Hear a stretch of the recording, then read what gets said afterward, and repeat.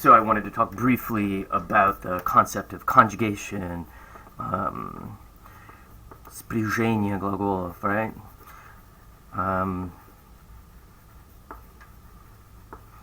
So all Indo-European languages work, remarkably similar. That they're all united by a verbal system in which the verb reflects the subject. That's what makes the Indo-European verbal system the Indo-European verbal system. That's not always true. Other languages, for instance, the verb reflects what you're being talked about or whom you're talking to. So we do this in English. I'll conjugate a verb, the verb to please. I please, you please, he pleases, we please, y'all please, and they please. Well, okay, so the English system of verbal conjugation is pretty boring. Basically, we have a stem and the same ending throughout all conjugated forms, with the exception of the third person singular, and we add an S. He pleases versus I please. Russian works the same way, except for it has a fixed stem, and the ending changes for each of the subjects. So it's like Spanish, it's like German, it's like French in that sense. And let me talk really quickly about how all verbal systems work. Alright, so we're going to go real simple here. We're going to talk about singular and plural. So in Russian, like in English, like in Spanish, we distinguish between singular subjects, I, you, he, she, it, and plural subjects like we, y'all, and they. And like I already said, we have persons. We have a first, a second, and a third, a first, a second, and a third in each of those. And those are ya, which is not capitalized in Russian, although it is in English. So it's like yo in Spanish, right? It's never capitalized. And the plural of ya. So this is kind of weird to think. If there are lots of I's in a room, it's we. And so that in Russian is my.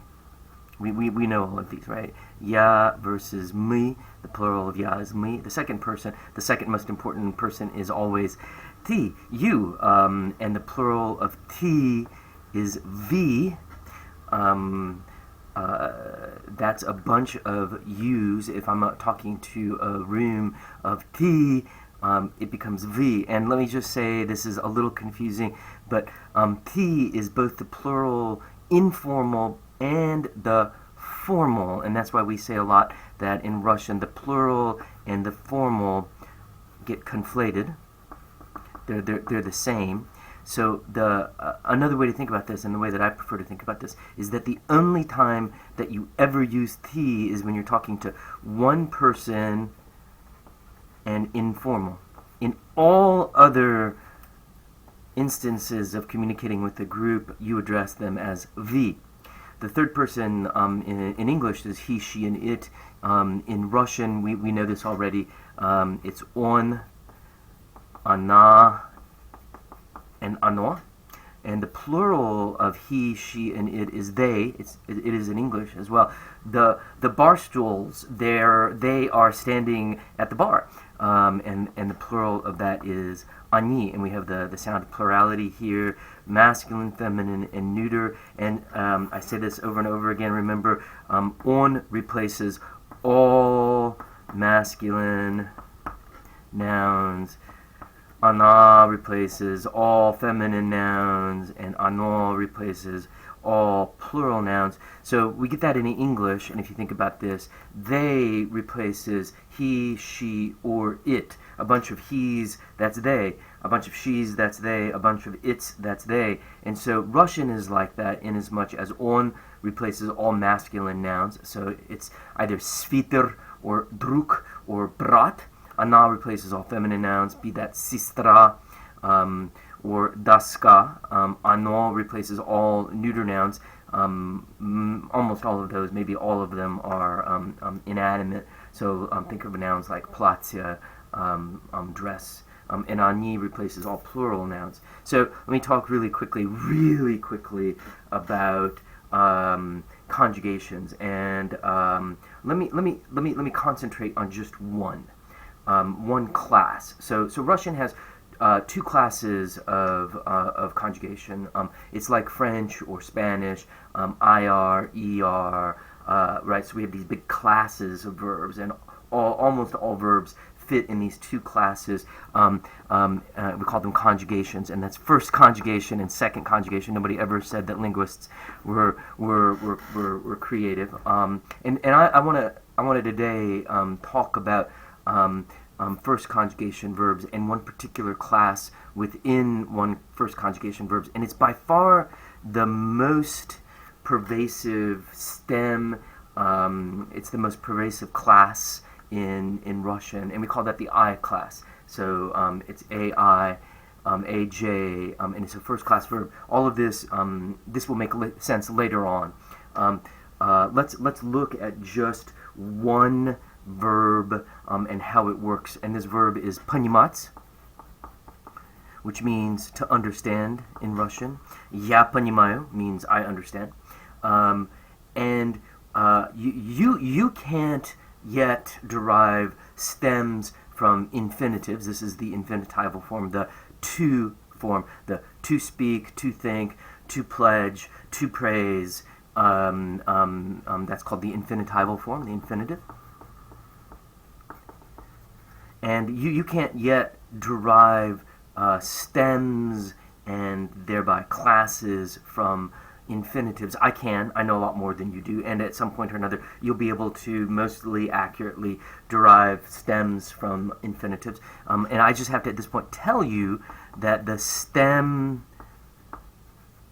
of понимать is понимай, and we're kind of missing a little bit of information. This I краткая, this J here, but I'm gonna verbally do all of the conjugations, and then I'm gonna write them out, and I'm gonna end it. And what you're gonna hear over and over again is this sound of I. Every one of the present tense conjugated forms that I'm about to give you, you're gonna hear I, and that's why we call it an I stem verb. And that stem, remember, is what is constant, and endings change. Ready? So I'm going to go first, second, and third person singular, and then first, second, and third person plural. That's tradition. There's no real reason or rationale for it. It's just how we've always done it. And so I'm going to say, I think, I know, I understand, you understand, he understands, we understand, y'all understand, and they understand. Ready? And in Russian, that's я понимаю, I understand. Ты понимаешь, you understand. Он понимает, he understands. And you keep hearing that I. Она понимает. And then now we're going to do the plurals. The first person of that is we understand. Мы понимаем. Вы понимаете. That's y'all understand. And then finally, они, they understand. Они понимают. I'm going to do that again really quickly, and you're going to concentrate on hearing the I throughout. Понимаю, понимаешь, понимает, понимаем, понимаете, понимают. And I'm going to write those out now on the homework, and give you a little heads up, a little leg up on doing the homework. Я понимаю. So again, remember, orthography seeks to replicate phonology. How do we represent the sound? Понимаю. We read it понимаю, and if you remember my little discussion of the drunk monks last week, you know that J plus U always yields the Starship Enterprise понимаю. Ты понимаешь?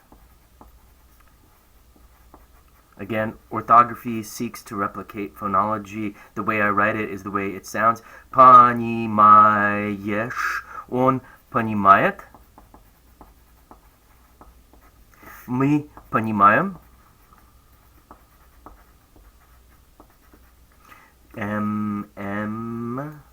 Вы понимаете? You're used to hearing this te. Think of addresses like здравствуйте, извините.